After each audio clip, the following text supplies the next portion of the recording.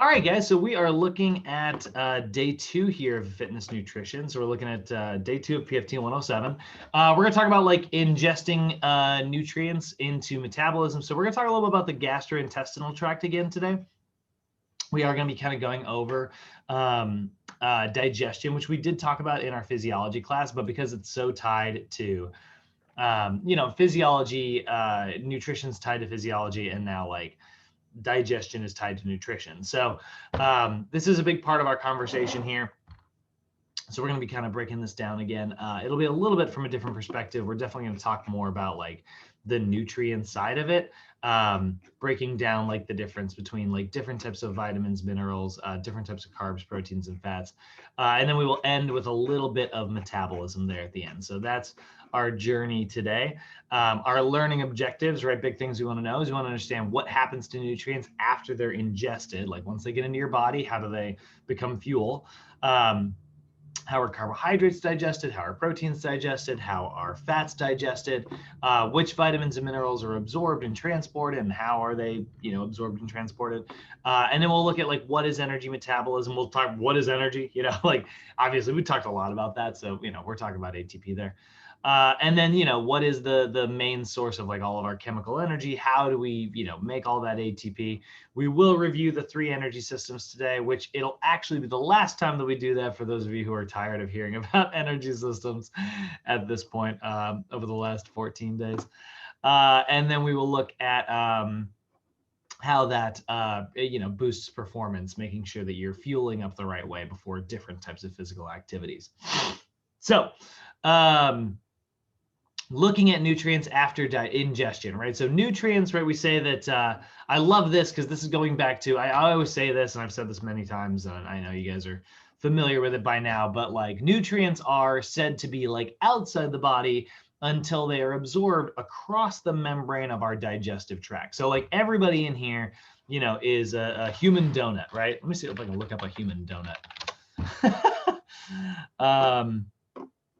Oh, hey, look at that. If I said human donut, and immediately the first thing we looked at was a picture of the digestive system. That's funny.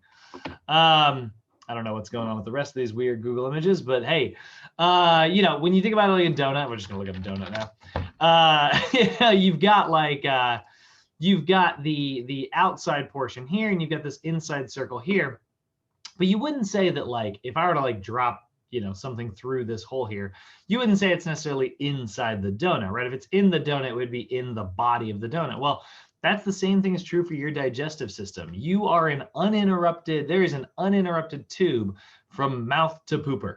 Like it is totally like one empty tube. And what we do is we like fill that with like food particles that get broken down, and then they pass from that tube through the walls of the donut into your bloodstream. And once it passes into your bloodstream, now it's actually inside your body, right? So food is technically outside until it's digested enough to be able to like literally pass through the membranes of our digestive system. So when we're talking about digestion, by definition, what we mean is it is the segregation of foods into basic units for absorption by our cells in the gastrointestinal tract. So inside of this tract here. So whoops, I totally closed my PowerPoint. That is not where I meant to click. So we look at it, right? We see that, food's going to enter through like the mouth here. It's going to drop into the stomach where hydrochloric acid is going to really break it down like crazy. And then it will pass into our small intestine. This is really where like the bulk of absorption is going to take place. Then it'll work its all the way through the small intestine before it'll go through the large intestine, where we'll absorb some final water and minerals and things like that. And then eventually all that food will make an exit outside of the body. So you have to understand, you can understand how small these materials need to be when we talk about like, digestion. Like these are getting down to such a tiny level that they're not really like food anymore. They're just, a bunch of chemicals. That's really all they are, right? And then that is able to, those chemicals are able to pass through the walls of our GI tract. So we are breaking food down so the units are so small that they can pass through the walls of the membranes into our actual bloodstream. So when I describe the GI tract, right, the gastrointestinal tract, or you'll hear it referred to as the alimentary canal sometimes. Both those terms kind of get thrown around interchangeably, but when we're talking about the gastrointestinal tract, right, it's basically it's like 8 meters long, pretty freaking big. If you were to like stretch it out from end to end, and then like it's got all these different areas where we digest food, which is the process of breaking it down, so that we can absorb food, which is the process of getting it into our bloodstream. So the first part of digestion actually doesn't even start in our stomach; it starts in the mouth, right? Like the process of chewing, which we call mastication, right? That is digestion, right? So chewing is chemically breaking stuff up, but then also you've got enzymes in your saliva that actually chemically break stuff down as well. So for instance, in your mouth, you have what is called salivary amylase, and salivary amylase is actually going to, break down these materials, particularly carbohydrates, right? And so you'll have like a big complex carb, and you're going to break it down into slightly simpler sugars. Normally, I'm so bummed out. Normally in class on this day, what I have everybody do is actually bring in a bunch of like crackers and I pass them out. And then we do this really gross experiment where everybody eats like a cracker, and then you have to hold it in your mouth for like 2 straight minutes without swallowing it, which is pretty gross. But the reason why is because what's weird is if you hold it in your mouth long enough, it will actually start to taste kind of sweet. And that is because your taste buds are tasting like the broken down sugars. It's taking this complex carb in the form of a cracker and turning it into simple sugars instead. And you can start to taste that on your taste buds. And then it's like real nasty and everybody's like, well, but that's usually like a fun thing we do on this day. So your stomach is going to be the next part, right? So once you swallow that from your mouth and, a little bit of digestion is taking place here, it's going to move into your stomach, where really like what we think of as the heavy lifting of digestion is going to take place, right? So this is where your stomach, which is this big kind of J-shaped pouch that gathers all this food that's coming in, it's filled with hydrochloric acid, right? So hydrochloric acid is this very incredibly acidic substance. It dissolves stuff really well. HCl here, right? And this is actually what's in your stomach, and your body makes this using like hydrogen. But if you look at it, like look at how incredibly, like, you can see it's very dangerous. Like we can't really store it in anything unless it's like a special type of plastic drum so that it doesn't get dissolved. Like hydrochloric acid is a very effective acid at being able to like, dissolve stuff. If you were to pull your stomach acid out of your stomach, pour it onto your leg, it would literally start dissolving your leg. It would eat it in the same way that like it digests proteins inside of your stomach, So how the heck does that stuff not eat through the stomach itself? Like, how are you not like digesting yourself right now? Well, luckily your stomach makes a lot of other materials as well. One of which is this mucus that basically cancels out. We think about like pH, right? Let's see, like HCl on the pH scale. Let's take a look at where this falls.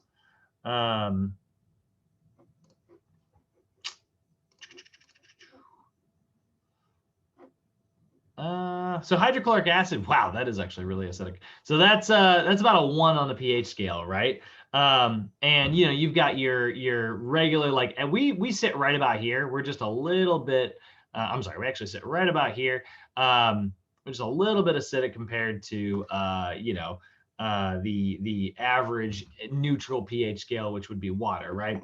And then you have like seawater, which is a little more alkaline, soap and things like that. So your body actually makes something that is, sort of the polar opposite here on the pH scale. And that's what keeps your stomach acid from dissolving you. But sometimes like there are things that mess that up. I don't know if you guys have ever heard someone say like, hey, if you're taking like Advil, ibuprofen, make sure you take it with like a full stomach of food, because that can actually increase your stomach acid and decrease your baseness. And, if you have like, so we see like sustained usage of like, those are called Nsaids, right? Non-steroidal anti-inflammatory drugs, or ibuprofen, right? Naproxen, any of those. We see it actually causes like gastrointestinal problem. It can lead to an ulcer. And an ulcer is basically where you have digested a part of your stomach and it's got like a hole in it now. Very, very painful. So don't get don't get an ulcer. I have a question, Brett. What's up? So there's moments within the year where there'll be like a week where have like some weird headaches. I don't know if it's because I don't drink enough water or something.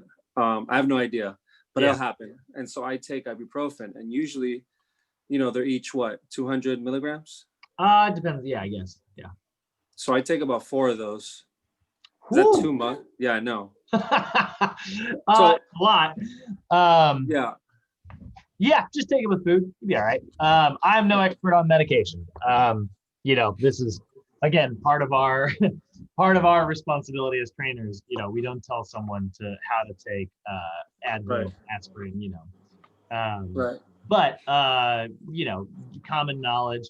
You were saying that it also builds acid in your stomach right. So I would say your best bet to make sure that it doesn't harm you at all would just always be to take it with like a full meal.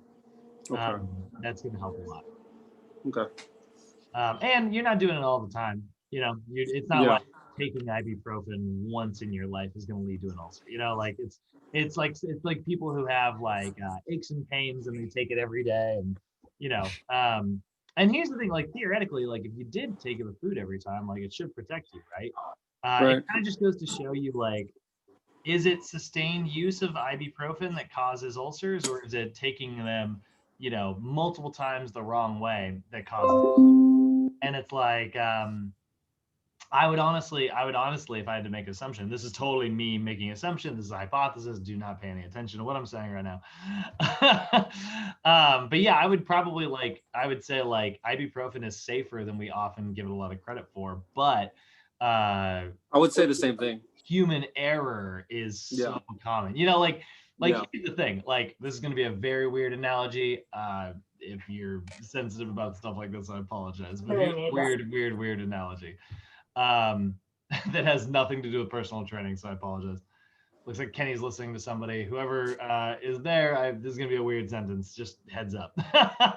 But they say like condoms, right, are like 97.5% effective. Oh yeah. Untrue. They are 100% effective, but we goof up about 2.5% of the time. They are 100% effective until you have dummies who don't know how to use things properly. Right. So it's the same thing. Like I tell people the same thing about physical therapy all the time. Like, because I'll get like a client and they're like, there's this weird, there's a weird human thing. People love to trash their old trainers, or they love to trash their old physical therapists. And they're like, I'm with you now, and I'll endear myself to you by talking about another idiot in your industry. Right. This isn't going to work. But they're like, my old trainer did this and this and this, and it was so bad. I just da. And whenever I hear stuff like that, I'm like, ugh, I'll bet they weren't as dumb as you think. And I'll bet that there was a lot of human error. Right. Or like same thing with physical therapists. So like, I did the physical therapy and it didn't work. And I'm like, did you do the physical therapy? Did you do it the way you were supposed to do it? Like, did you listen? I get it. Yeah. So yeah.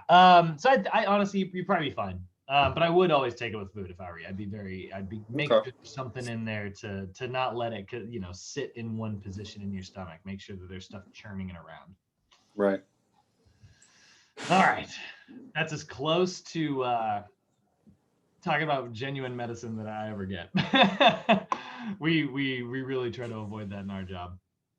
All right, so let's talk about all that like wet soupy mixture that's broken down, right? So once that food has really been broken down into basically like goop, right? Like it's been broken down into some like really nasty this wet, soupy mixture of like what used to look like food, but now it's just kind of this brown, wet mixture.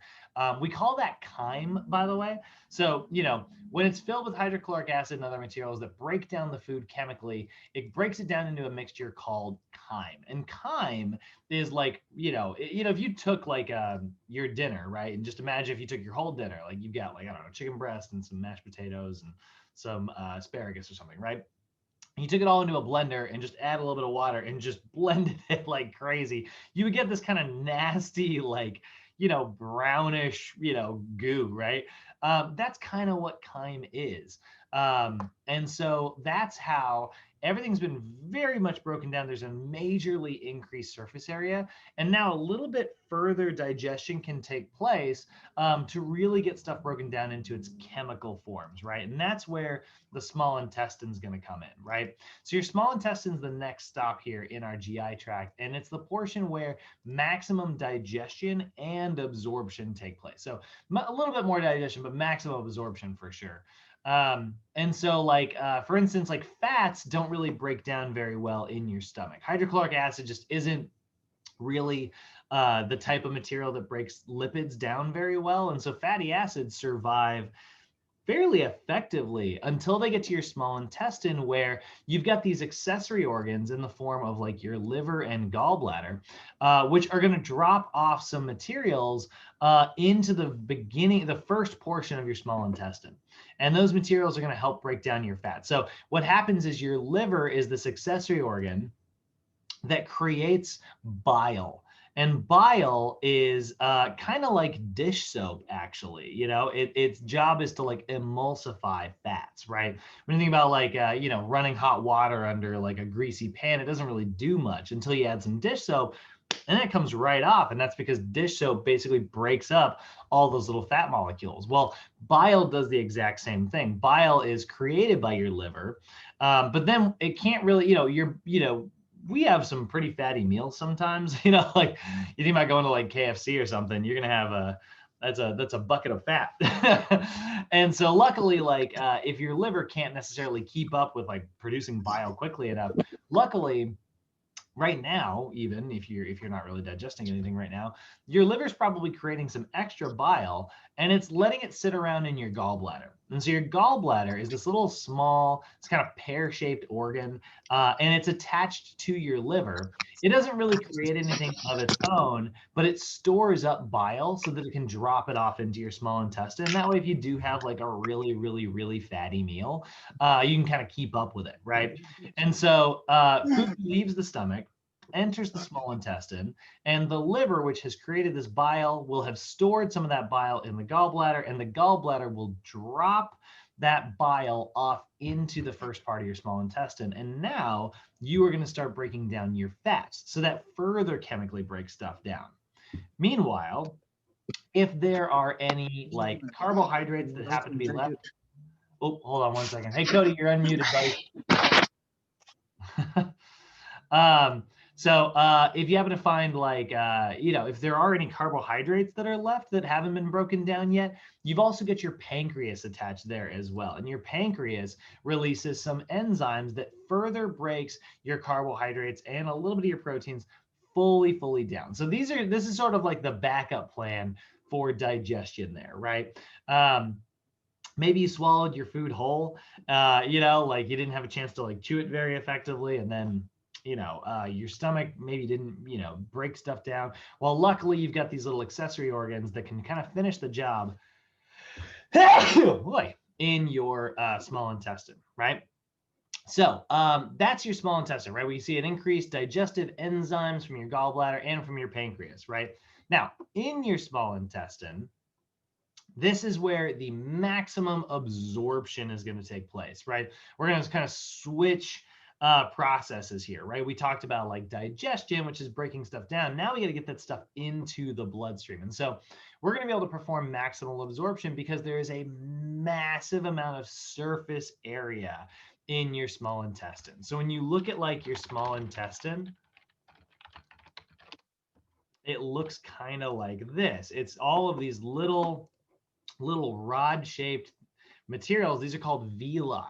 And those villi are absolutely covering your small intestine. Kind of like they kind of sit on these like these big folds here, right? And what's crazy is like you don't really see it in this picture here, but in those villi, they're covered in hair. They're covered in what is called cilia, but in this case we call them microvilli.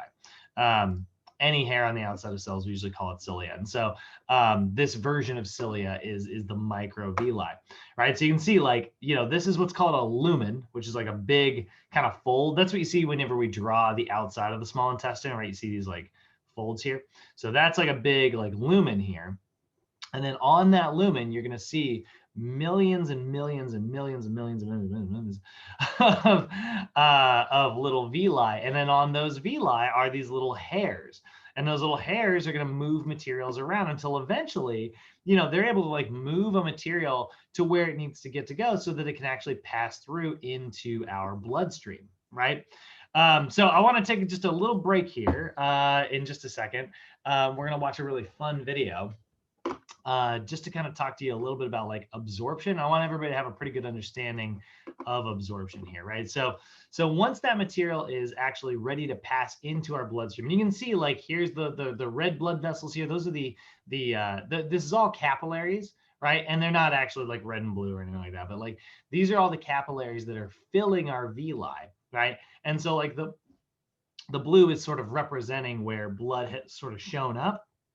And the red is representing like as it's traveling back to wherever it's got to go, right?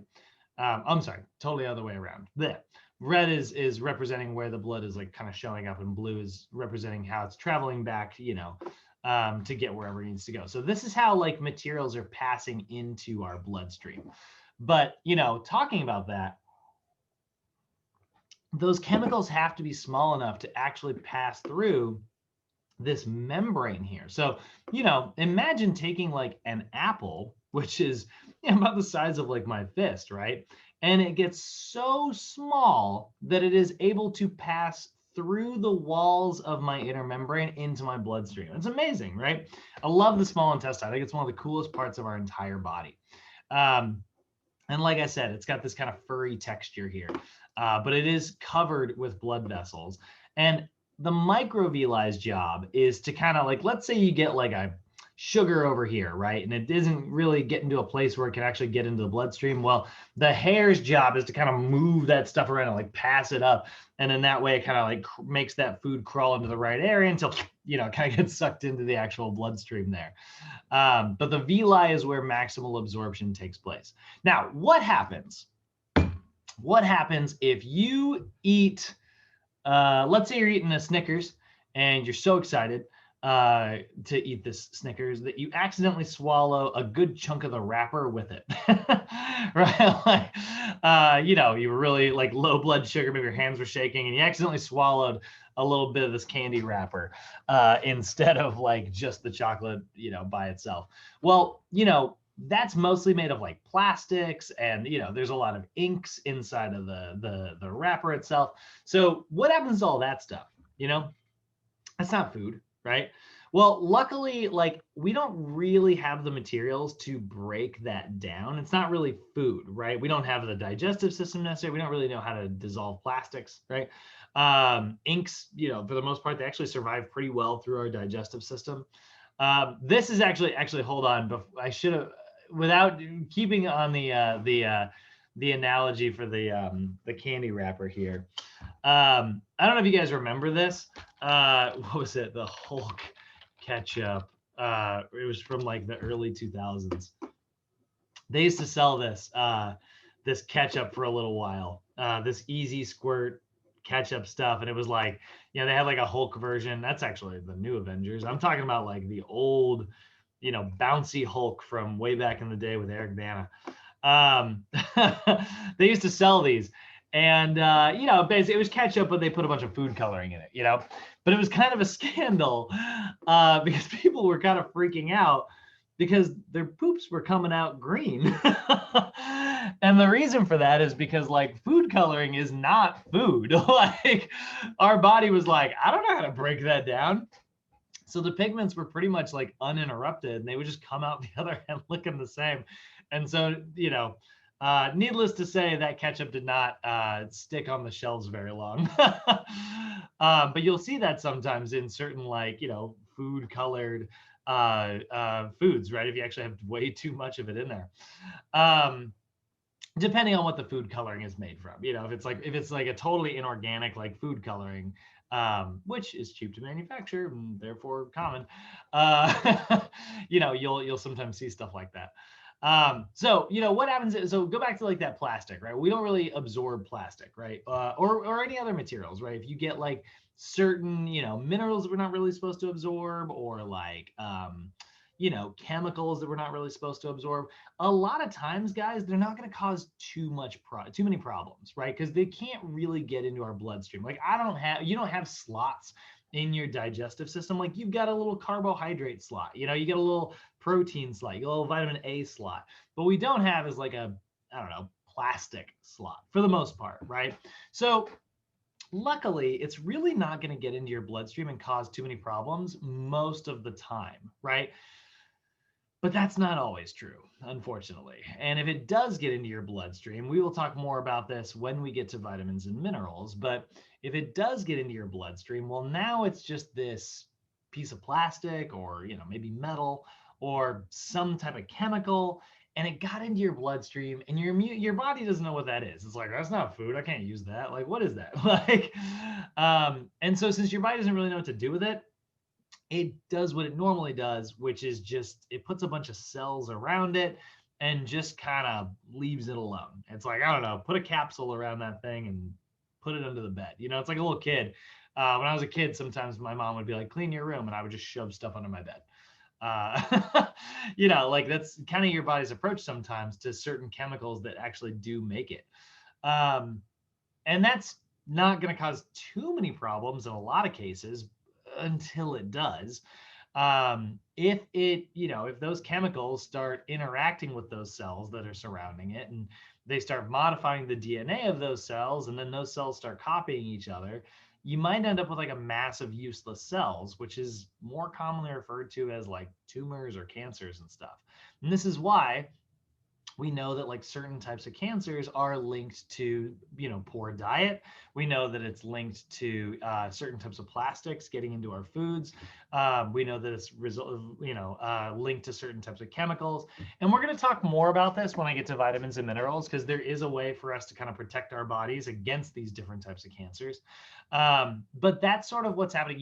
Your small intestine, think of it as, its primary job is the absorption, right? And it does a little bit of digestion there as well, but it's almost like it's also part of your defense system, right? Like it's there to make sure that certain things don't get into your bloodstream.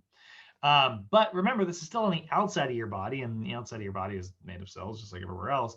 So if you also end up leaving some of that plastic laying around in your small intestine, that's also going to cause some problems, but you don't have an immune system there to like really kind of like put it somewhere. That's where having like fiber in your diet comes in. And fiber is really good at grabbing stuff and pulling it with it as it goes through your digestive system. And so, one of the reasons you'll hear people say like cleanses are very, very good for you is because it like pulls stuff out of your body. The idea behind that is flawed, but yes, getting stuff pulled out of your body through like the use of like fiber and stuff is very good for you. Do you need to cleanse? In my opinion, absolutely not. Cleansing, it's not even that cleanses don't work. I don't even believe that cleansing exists in the way people think it does. Or the way that it's marketed, because we just know that that's just not how the body works. But like having a high fiber meal, you want to have a cleanse, go eat like a bowl of like beans and rice, something that's like super fibrous, and get it in there. Go eat a bowl of like high fiber cereal, drink plenty of water, and you might be able to get some of those materials like outside of your digestive system, and they can't really cause as many problems anymore. So I do want to show you an example of what happens when certain chemicals do get into our body and how we actually regulate getting that stuff out of our body, though. This is a very fun video about urine, but it's on one of my favorite channels. I don't know if anybody has ever watched Mark Rober before, but Mark Rober is, he actually used to be a NASA engineer, and then he left NASA to become a YouTuber, which is crazy. But he's the one. If anybody has seen the video of the guy who makes like the bait package that, like, when porch pirates like steal something and then it like blows up and puts glitter everywhere, this is the guy who did that video. So anyway, I love this video because it's going to show you a little bit about like what happens when materials that are not food, that our digestive system cannot break down, like what happens to those materials. For the most part, guys, they're going to pass uninterrupted out of your body. But this is a fun video to kind of highlight that. I really love watching this one. Now that summer is winding down and you've already spent lots of time in the water, I want to show you now how to figure out how much pee is in any pool. There's actually a lot of misinformation on the topic of pee in pools, so I'm going to do some experiments on my own, along with some clever science people in foreign lands, and spoiler alert, some of the results are good news and some aren't. So let's jump right in. So this first experiment is to determine how much pee is in an actual sample of pool water using an ingenious method. So I got two samples from my friend's community pool where lots of people swim, one from the pool and one from the spa. And then two samples from a friend's backyard, again, one from the pool and one from the spa. I also collected samples from the source water at each location as a control, and I'll explain why in a minute. Now that I have my samples, I needed to quickly get to my scientist friend Lindsay in Canada. But lucky for me, I knew a shortcut.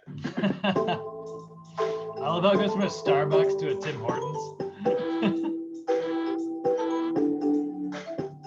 We are now in the lab of the University of Alberta, and this is Lindsay Blackstock, and she is basically a genius.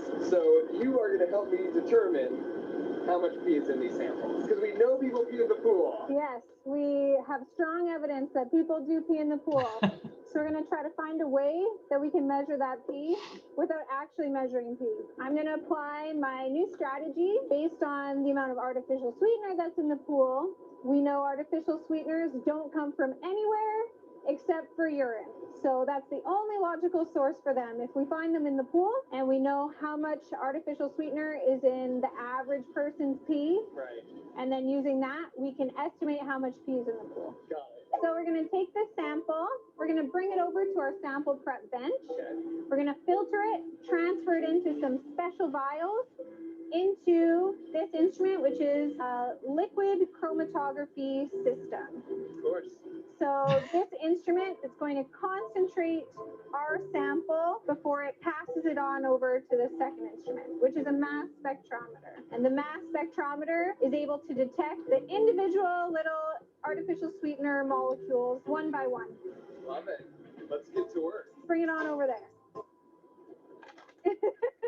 Before we run the samples, let me explain why I find Lindsay the scientist's solutions so brilliant. You can actually take a sample of pool water and directly measure the amount of urea in there. But the problem with that is humans also excrete urea through things like sweat, which is also very common in a pool. So you can't tell how much of that urea actually came from pee. To get around that, she looked at the amount of a certain artificial sweetener in the sample called asulfame potassium, which is really common in food products such as these, oh, and also all of these.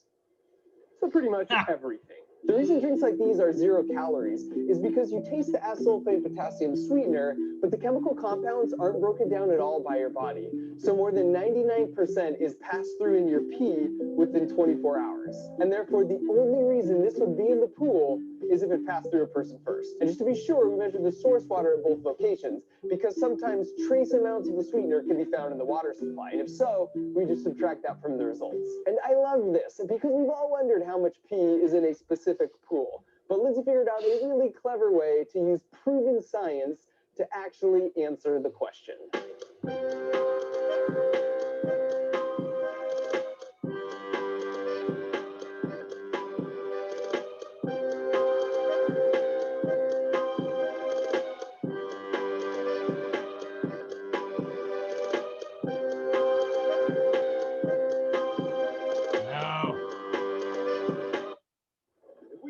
No. In Maryland, we file taxes in each state. With large catches in both? Yes. The mass spectrometer takes about an hour to get results. So while we were waiting, Lindsay told me something that really surprised me. Chlorine in pools is obviously really helpful because it breaks down harmful bacteria, viruses, and microbes that would be harmful or even potentially deadly to humans. However, there is one big downside, and that is it reacts with urine to create a byproduct called trichloramine. So trichloramine is what's responsible for that chlorine smell that you might get when you enter into an indoor swimming facility. It's But if I also can smell chlorine like straight out of the bottle, it has that chlorine smell. yeah, but the smell that you smell in a pool is trichloramine. Like this is the compound responsible for that characteristic swimming pool smell. If I look skeptical here, it's only because I was. So I devised an experiment of my own to see if this was really true. For the experiment, I got 2 5-gallon buckets and filled them with pure water. Then I added 4 times the recommended concentration of chlorine for that volume of water to both buckets. And then only in the bucket labeled B, I added just a little bit of P. And I let it sit for a couple days. All right, so it's been 3 days. So this is the moment of truth. So the first thing I notice is visually they look the same. You can't tell one bucket from the other as far as color of water goes. So I'm going to start and smell this one first. So that doesn't smell like anything. That smells just like water, even though this has 4 times the recommended concentration of chlorine for this volume, which makes me nervous to smell this one. What? That is crazy. This smells like a pool, even though the only difference between these two is this has a little bit of pee in it. This is a nostalgic smell. This smells like summers and vacationing at hotels with pools and water parks. Turns out it was just pee. So if trichloramine, which again is what is produced when pee reacts with chlorine, was just that classic pool smell, that's not that big of a deal. But the problem is, it's kind of bad news for both your lungs and your eyes. When your eyes are really red after swimming for a while, that's actually because of the trichloramine from the pee, not the chlorine. Trichloramine also causes things like asthma. In fact, studies show asthma is more likely to occur among elite swimmers than any other high-level athlete, which now makes sense because Michael Phelps admitted to always peeing in the pool, and he says all his buddies do too. So be cool and don't pee in the pool. Now let's go see Lindsay's results. In Lindsay's research, she sampled 20 public swimming pools and 10 public hot tubs. The average concentration of sweetener for the pools was 470 nanograms per liter, and for the hot tubs was 2,247. So after running all of my samples, we found that here in my friend's backyard pool, they had a concentration of artificial sweetener of 69 nanograms per liter, which equates to just under a gallon of pee, which is actually much lower than the average, but that makes sense because this would see much less use than a public pool. Their spa had a higher concentration than the pool at 103, but since the spa contains much less volume, that equates to about this much pee. So far, not bad. And then in this public community pool, we had 27 nanograms per liter of artificial sweetener concentration, which for this volume is again a little bit less than a gallon. And the spa was higher at a concentration of 335, which is about this much for the volume of the spa. So the concentration of artificial sweetener in this pool and spa is much, much lower than the averages Lindsay saw in the 30 samples she collected, which leads me to believe that the water has been completely replaced recently, which happens from time to time for various reasons. If this pool had the average concentrations reported by Lindsay for these volumes, we would expect to see over a gallon of pee in the hot tub and about 13 gallons in the pool. If you want an estimate of the pee in your own pool, I came up with a simple equation after talking with Professor Ernest Blatchley of Purdue University, who mentioned that studies have found that swimmers introduce between 25 and 80 milliliters of urine per swim session. So you take the average number of swimmers that were in your pool per day during the summer, and then you multiply that by 1.2. That's how many gallons of pee are in your pool at the end of the summer. And if you think your friends and neighbors pee more than average, use 2 as the multiplier. And if you think they are more on the courteous side of the range, use 1/2 as the multiplier. As a general rule of thumb, though, public pools about this size will contain approximately 13 gallons of pee, and Olympic pools will contain, brace yourself, over 130 gallons. There are some caveats to these generalizations, so check out the links in the video description for published papers from both scientist Lindsay and Professor Blatchley. So in conclusion, what does this all mean? Like, is this something to be grossed out about? For starters, let me just say pee is generally considered to be sterile, meaning it's free from bacteria and any living things. You can totally drink the stuff and not get sick. In fact, in some cultures, that's totally a thing. You drink the grandson's pee, and it's gonna help you. Additionally, urine is made of 95% water and just 5% of dissolved solids like the urea stuff we've been talking about. The fact that pee is so dilute at 95% pure water is in part, disappointingly, why it's really hard to make a chemical you could add to any pool that will magically turn blue if someone pees in it. Having said that, I suppose it's still a little gross knowing you're swimming in even just a small amount of pee, but I feel the benefits to your happiness and well-being that can come from swimming far outweigh any sort of gross factor or minor health risks. I guess at the end of the day, my advice would be to be cool and don't be in the pool. And then at that point, Just keep swimming, just keep swimming, just keep swimming, swimming, swimming. Just maybe take a shower when you're done. Get your home and everything in it covered in just 90 seconds. Old insurance. So, So I'm never going in a pool again. no, come on, it's fine. Yeah, seriously. Isn't that funny though? Like, if you mix, I'm not trying to choke on piss. right? If you mix chlorine and water, it smells like nothing. But if you mix chlorine, water, and urine, that's what you're smelling in a pool. Brad. So my whole life I've been like swimming in piss. Oh yeah. Well, Cool. We all have. It's okay. Animals. I can't believe. Why people? All right. So here's what I really like about it. Here's the reason we watched that video. What's actually kind of fun about it is, that asulfame potassium, right? That is a chemical that cannot be broken down by the body because it's not actually food.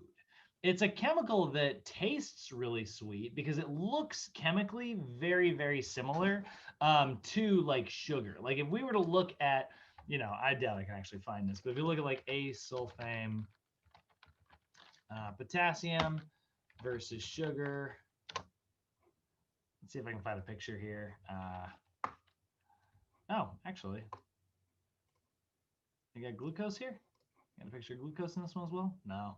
Well, all right. Anyway, if we were to look at it chemically, it would look really similar to sugar, but it wouldn't actually be like sugar. And so because it looks so similar to sugar, it actually triggers the same parts of our taste bud that tell our brain, hey, this is really sweet.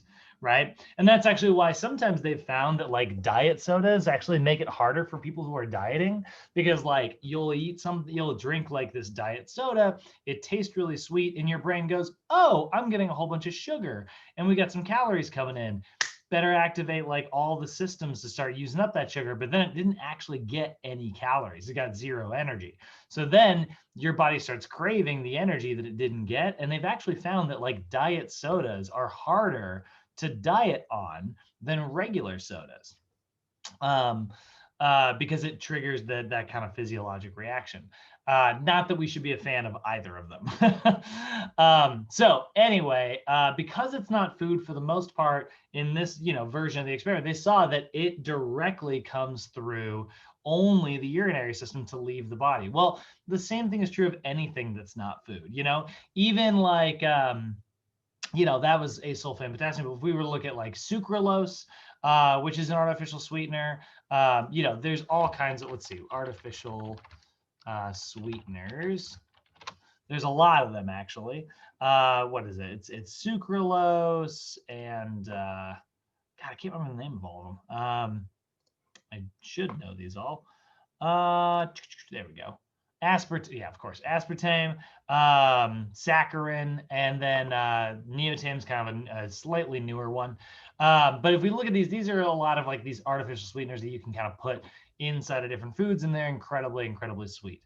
Now, are there some, these are artificial. They're not, they're definitely chemicals. Now, I'm not saying sugar is good for you, but if you are going to have something sugary, You know, it might be better to put something that's actually like, you know, we want to avoid sugar for the most part because it's pretty bad for us. It has a lot of like, you know, not awesome effects inside the body. But if we are going to get something that's like very sweet, I might instruct people to go with something that's actually food that your digestive system knows how to break down rather than something artificial like this. This is where I've talked about this before, but like, you know, you do not have to use whey protein powders. You don't have to use any protein powders. But if you're going to, I usually tell people to try to go with the ones that don't have artificial sweeteners in them. That's the only piece of like personal advice that I usually attach to, you know, the impersonal advice of like, yeah, it's a good way to get protein in. So anyway, kind of a fun one. I always love to show that video because it just shows you like what happens with food. Like if it's not food, your body doesn't break it down. By the way, one last little thing on artificial sweeteners, just because I'm seeing pictures of it here. Stevia is not an artificial sweetener. It is a 0-calorie sweetener. I'm sorry, I keep getting distracted. The people on my yard are filming like a TikTok and like, or something, and they're just like surfing on the hood of their car and like driving up and down the block over. And I'm like, God, I hope that guy doesn't fall off that car. Like, so like stevia is actually made directly from plants. It's not artificial in the sense that it is a plant, but it is artificial in the sense that it's 0-calorie. And I don't know how many times sweeter it is than actual sugar, but it is many times sweeter than actual sugar, which is why a lot of times you will see, you know, stevia, they'll have like a little spoon in it and it's like smaller than like your pinky nail. And if you use too much of that stuff, trust me, it'll taste like friggin' Windex because it's so sweet. It's like, oh. But at least it's natural. It's coming from a plant. So who knows? In 20 years, we might find that stevia is also bad for us. But as of right now, there's not a lot of evidence to suggest that it has very many drawbacks other than it has the same drawback as any sweetener, which is it can desensitize your taste buds, and then you'll need like sweeter and sweeter objects.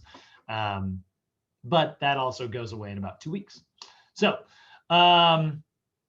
that is sort of our fun little talk on, you know, the small intestine. You know, certain materials can get in, other materials can't. If they can't, for the most part, they're going to pass outside of you. But if they do get into your bloodstream, well, we do start to see some problems there. Then finishing up our digestive system here, if we look, we've also got the very end of your gastrointestinal tract, which is your large intestine, right? And so this is going to collect anything that's undigested or maybe semi-digested and break it down. This is actually going to form like your stool, right? So this is really going to like pull a lot of the water and certain materials out of that.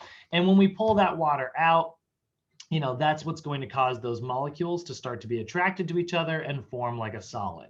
So we got food passed into our stomach. The hydrochloric acid broke it down into what we start to call chyme instead of like food now.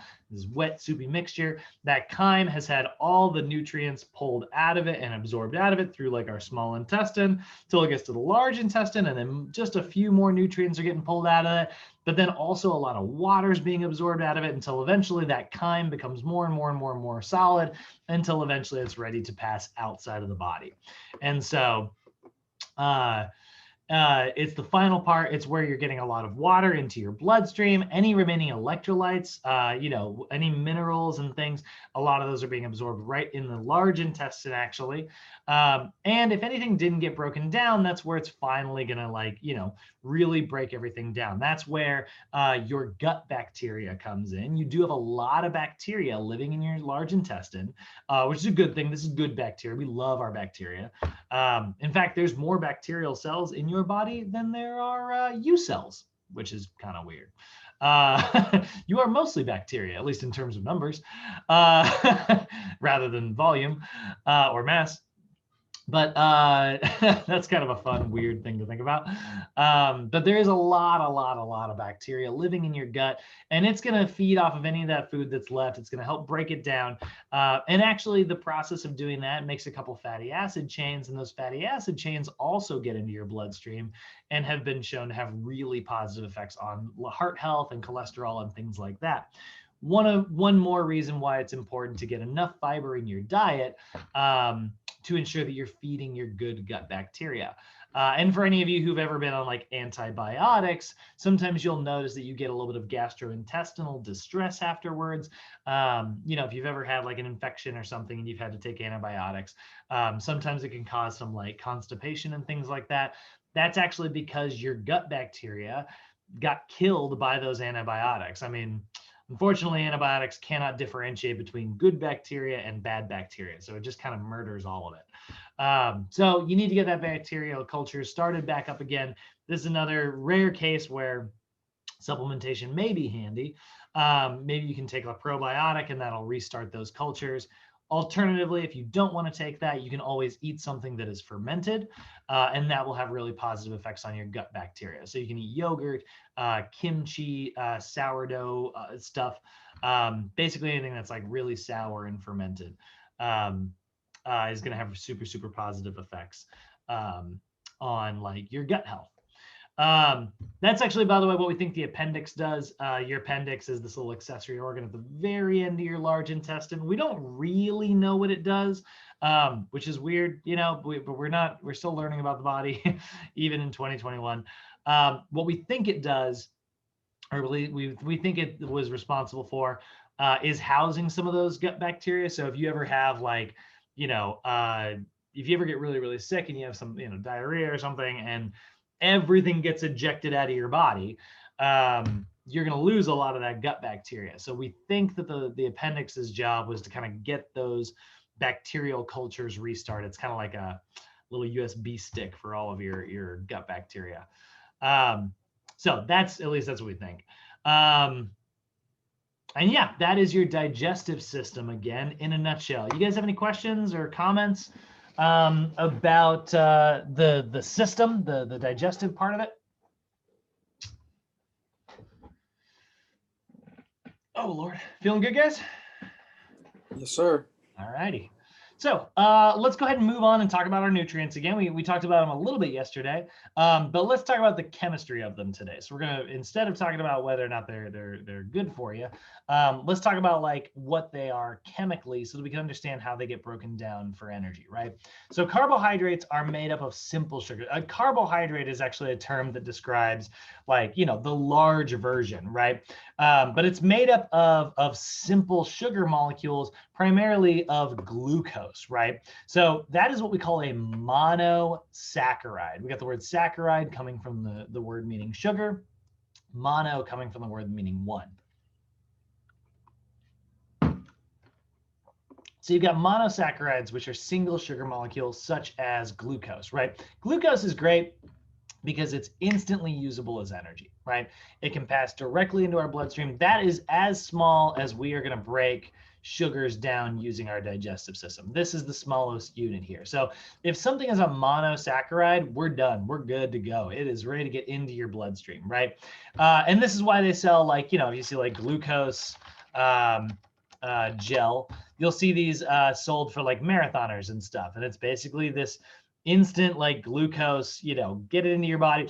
It's super, super sweet tasting, and it goes right into your bloodstream, And that's great if you're mid-activity, but not so great if you're sitting around doing nothing, because then, you're just going to spike your blood sugar. And then we also have disaccharides, di coming from the word meaning two, again, saccharide coming from the word meaning sugar. This is two monosaccharides linked together, right? So when you look at it, if we look at like a monosaccharide, disaccharide versus like a polysaccharide, here's our pictures here, right? So here's your monosaccharide. It's a single sugar. It's a single molecule of glucose. Here's a double, like this would be like sucrose. This is what you're going to find in fruits, right?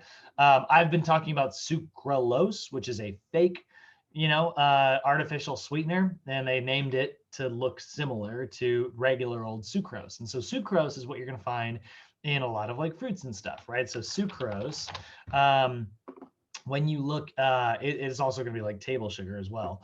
In fruits, you're going to primarily find like fructose, right? So if I look at like sucrose, that's your table sugar. If you look at like fructose, right?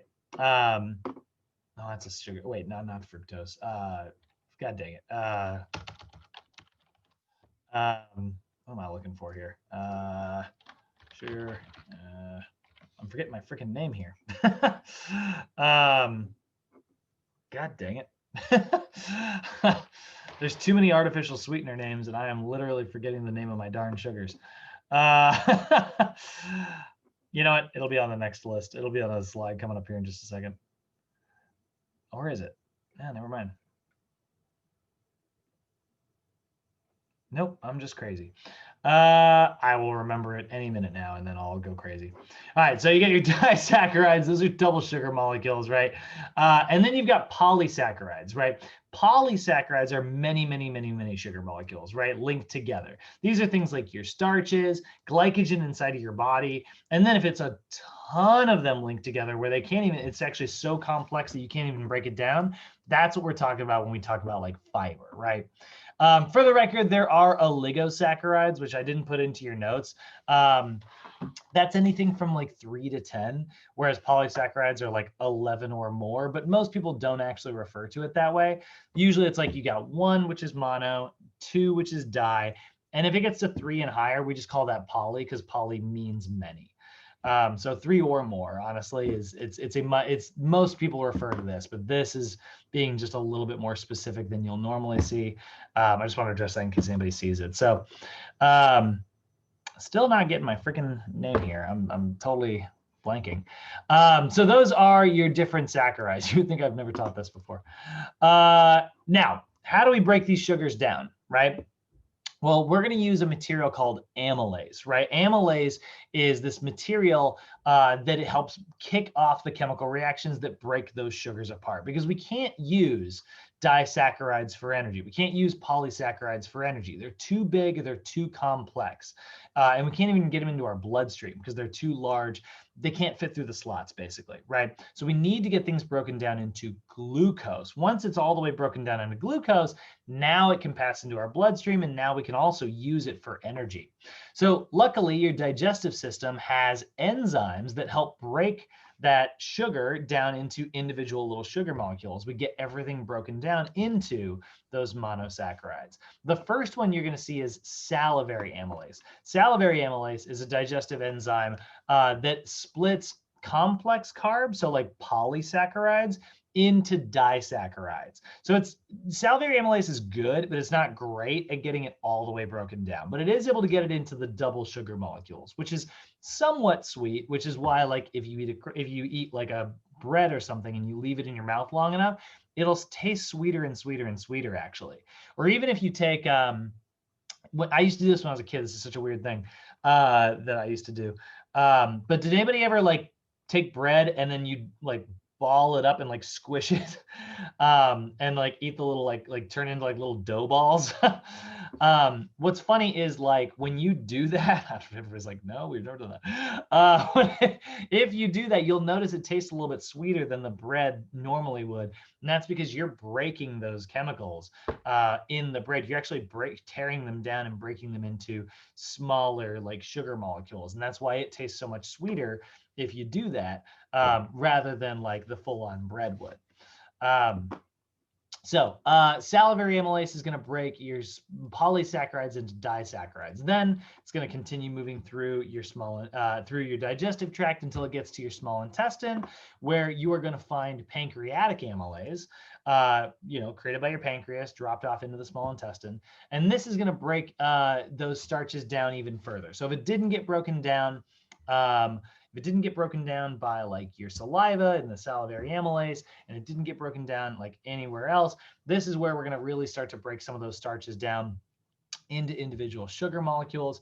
And then we're also going to see what are called brush border disaccharides, which are actually the enzymes that are going to break your disaccharides into final like individual sugar molecules. And they live in your small intestine. And basically, the reason they're called brush border is because literally as that double sugar molecule tries to fit through that slot, it breaks in half, it brushes the border, snaps it, and then you've got individual sugar molecules. So those are how we break our carbohydrates down, right? And carbohydrates, just like any other nutrient, they're going to pass into your bloodstream. And once they get into your bloodstream, the first stop that they're going to make is they're going to go through your liver. And we talked about how enzymes are, these proteins. They're actually proteins, but they're proteins that break down materials, right? Like they're enzymes that kind of kick off these chemical reactions. Well, your liver is like the enzyme capital of the world. Like there are so many enzymes. That's what your liver's job. You hear people say like your liver detoxifies stuff. It does. Like it is full of enzymes. And so like as soon as the glucose and all these other materials get into your bloodstream, they're going to go through your liver for detoxification. If there's any chemicals or anything that wasn't meant to really be in your body, you're going to get an unholy beatdown of enzymes that's really going to just destroy anything that is not food, hopefully. And then those materials will get passed through and sent over to the kidneys, and then you'll pee them out. Hey, this is where we go back to the asulfame potassium from the video that we just watched, right? So it's gonna, it doesn't really get broken down that well, but it does get, pushed out of the body there. So your liver, right, is going to also store excess glucose. There's going to be like every time there's like some sugar passing through it, if there is room, your liver is going to go, great, I'm holding on to that glucose, right? Because after things go through detoxification, that's where it's then going to pass through the rest so they can get throughout your body. So your liver is kind of the central hub that is like distributing these nutrients throughout your body to wherever it is that they need to get to. So it's a pretty good place to keep glycogen, which is your stored form of carbohydrates, right? And so that glycogen, right, the storage form of glucose in the body is a polysaccharide. It's just like the starches that we find in potatoes and breads and things like that, but it's this wet, soupy mixture. It actually, I always say this because it's a good visual, but it kind of looks like that scum that you see on the top of like a boiling pot of like potatoes. Whenever you boil potatoes, little sugars kind of break off of it because it's so violent. And the stuff that's like floating at the top there, it's actually kind of what glycogen looks like inside of your liver and inside of all your muscles. And that's the thing. If you can't store that glycogen in your liver, well, luckily you can also store a lot of glycogen in all the muscles throughout the body because we do not want our muscles to run out of glucose, right? So how the heck does all that stuff actually pass into the bloodstream? Well, it does it through a couple different ways, mainly through diffusion, mostly through passive, like simple diffusion. And just as a reminder of like what diffusion is without going crazy into it, before we get into, proteins and fats and stuff. Diffusion is basically the process of like molecules moving from one place to another. You will remember me saying this. If you ever want to understand how our universe works, one of the easiest ways to really understand a lot of things is just to remember this. Nature hates gradients. Nature will always move something from an area of high concentration to an area of low concentration. If there's a lot of stuff over there, nature, and very little stuff over there, nature wants it to be even. And so it will naturally kind of move some of the high concentration, lots of stuff, until it's even on both sides. That's how passive diffusion works. So if you have a lot of glucose outside of your bloodstream and very little glucose on the inside, it will naturally move across those walls. And then there's also facilitated diffusion. Facilitated diffusion is if you have like a protein barrier that kind of keeps things, that can actually push sort of against nature's will and actually move substances. When I keep describing like specific slots for things, for instance, like if something can fit through a slot, it's a facilitated version of diffusion. There's also active transport, which is literally like certain proteins can grab something and move it across a wall. So for instance, your fat-soluble vitamins, I've been talking about those for the last few days, and we're going to talk about them today. Fat-soluble vitamins have a really hard time passing into your bloodstream, but they are carried in fat very, very easily. So if you have like vitamin A, D, E, or K, and some fat in your diet. The fat is going to carry the vitamin. It's kind of like if you were, if you were outside of a club and you were like trying to get in, the bouncer's like, nah. But then like somebody else comes in, is like, no, they're with me, and then they carry you into the club. Great. That's like active transport, right? And that's how fat carries our fat soluble vitamins into our bloodstream. And then you've also got what is called endocytosis. Endocytosis is actually one of my favorite versions. That's actually where a cell will fold itself over a material and then open that up. So now suddenly that material is inside. They're enclosed into a cell. That's how your immune system mostly works. Like your immune cells basically like shimmy up next to like a virus or a bacteria, and then just kind of like flop themselves on top of it. And then they, cover themselves around it. And then eventually like dissolve it and, kill that virus. So those are basically the ways that we get something from point A to point B. Don't worry too much about knowing every one of those individually. I would just say like, diffusion. Diffusion is moving something from where there's a lot of stuff to an area where there's very little stuff, because the sugar is very low in your blood. Sugar is going to move, but very high in your digestive system. It's going to naturally pass into your bloodstream. Same thing with fats, same thing with proteins, right? So that is our simple diffusion. So in your blood, right, when we look at like carbohydrates in your blood, you've got what I've already kind of described a little bit, which is that hepatic portal system that travels straight to your liver. So it goes into your blood and then goes right through the liver for detox, right?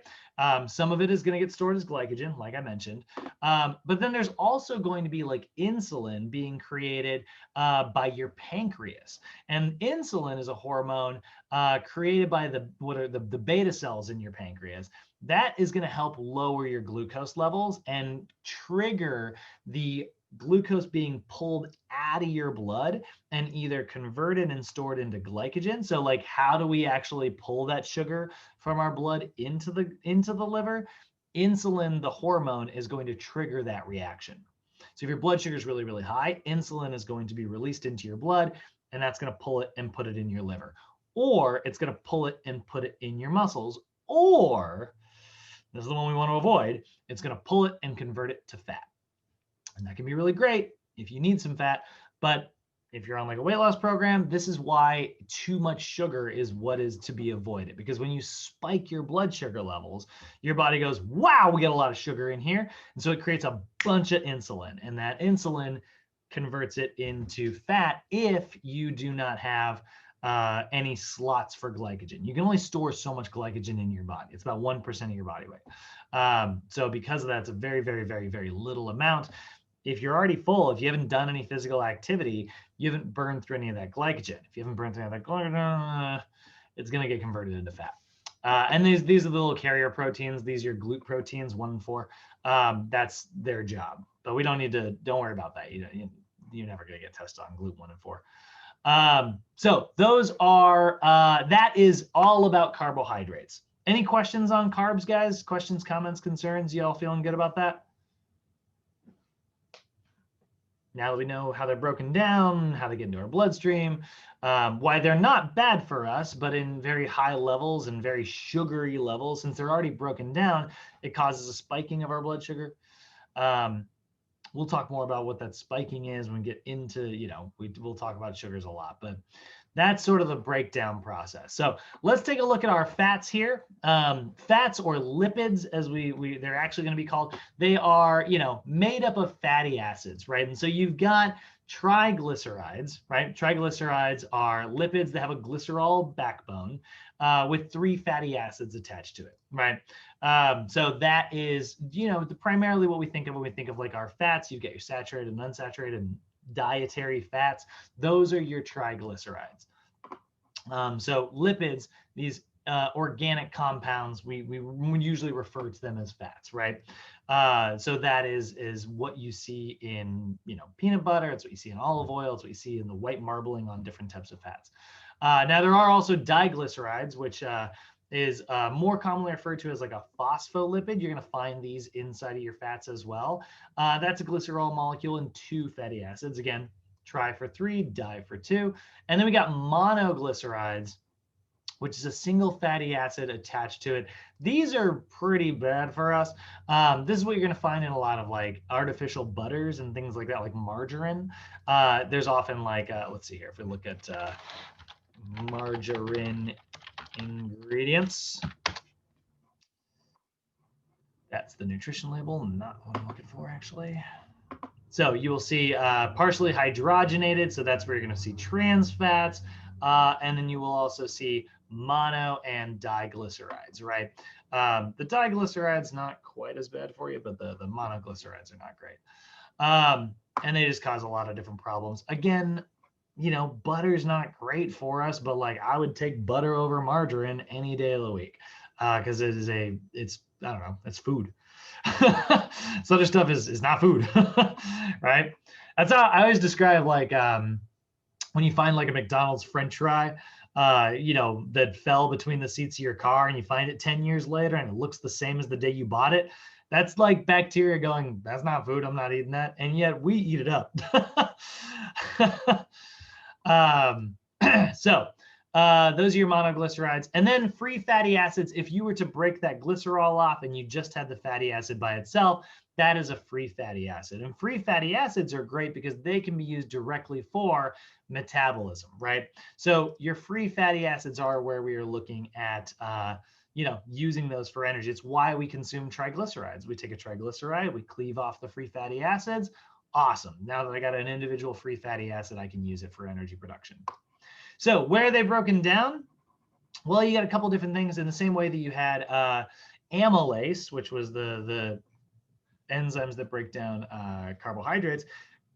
You've got lipases, which are the enzymes that are helping break down fats. And so you've got lingual lipase, that's in your spit. You've got gastric lipase, which is present in your stomach because hydrochloric acid isn't very good at breaking it down, but you know, gastric lipase is. You've got bile, which is really the main heavy lifter here.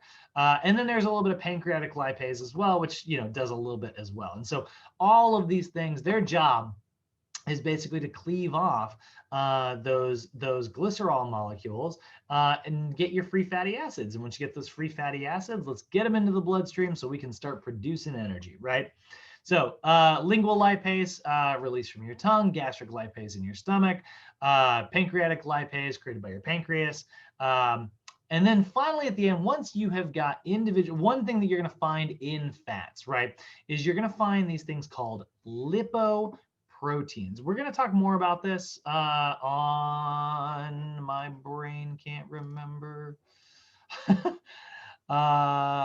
Monday. We're gonna talk more about this on Monday. But lipoproteins, right? These are the substances that actually transport lipids in your blood, right? So these are your cholesterols, right? And so you've got two main categories here. You've got the low density and the high density. The low density is the bad cholesterol. The high density is the good. So that's LDL, that's low density lipoproteins, HDL, high density lipoproteins. Their job is to transport fat in your blood, right? We actually need both of them, just for the record. They actually, you know, as bad as like the low density stuff is, the only reason it's bad is because we make way too much of it. But it's actually very important for our hormone productions. It's just we kind of live in this version of the world that we've created where we get way too much of this stuff in our diet. And so then like that LDL starts building up. If we have a good ratio of it, it actually doesn't cause too many problems, and it can be very helpful for like hormone production. But basically they're transporters. Their job is to like carry different fats around. So you can even see that right here, right? You're gonna see like here's like a little fat droplet that gets broken down into individual fat molecules, and then it passes into our bloodstream. Maybe some of those are like our different cholesterols. Maybe some of them are individual fatty acids, but eventually that is either going to get carried by the lymph, which is the fluid portion, or it's going to get carried by our blood, which is the blood vessel version, and that's going to get carried to wherever it needs to go. And now we can do all kinds of really cool stuff with it, you know? So that is fats in a nutshell. We're going to move on to proteins next, but you guys know I always like to ask any questions. How are we feeling about fats, guys? Pretty good. Can you hear me well? Yeah, totally. Okay. Yep. Thumbs up, thumbs up. Cool, cool. All right, so let's take a look at proteins. These are the ones everybody likes, right? Proteins are actually pretty easy. I mean, it's weird. They are actually the hardest to break down, but they are easy to understand. So these are big complex chains of amino acids, right? And so, you know, again, an amino acid is a carbon, hydrogen, and a skeleton of nitrogen, right? But the nitrogen can shape itself very differently, about 20 different shapes, and that gives us about 20 different amino acids. And so what we do is when we look at it, we go through the process of denaturation, and it's the process in which they lose their really cool shape due to like enzymatic activity. Basically, we take them and break them down. You've actually seen denatured proteins plenty of times in your life if you have ever burnt your food. So if anybody in here has ever, you know, if you've ever been like, you know, sometimes we do it on purpose, right? Because it gives it a little bit of flavor. If you've ever like, you know, broiled a steak or, you know, grilled it like crazy, give it the little blackened, you know, tips or something, you know, that's actually denatured proteins that you're seeing. You basically destroyed some of those proteins and straightened them out, and they all bound together into this basically just carbon hard little shell that tastes kind of good. So that is denaturation. If you've ever like superheated, if you've ever put protein powder into oatmeal and then you've overcooked that oatmeal a little bit, you might notice that the protein powder actually kind of like all comes back together and then kind of breaks apart into this weird you know, powdery shape again. That's actually a denatured protein as well. And so it's where they lose their three-dimensional shape and kind of straighten out. Then you've also got things that are like proteases, which are little digesting enzymes that kind of break the chemical bonds, and peptidases. Same concept there. And basically what happens is like through extreme heat or, you know, enzymatic activity, we take these big complicated shapes and we just straighten them out into something that's a lot easier to break down.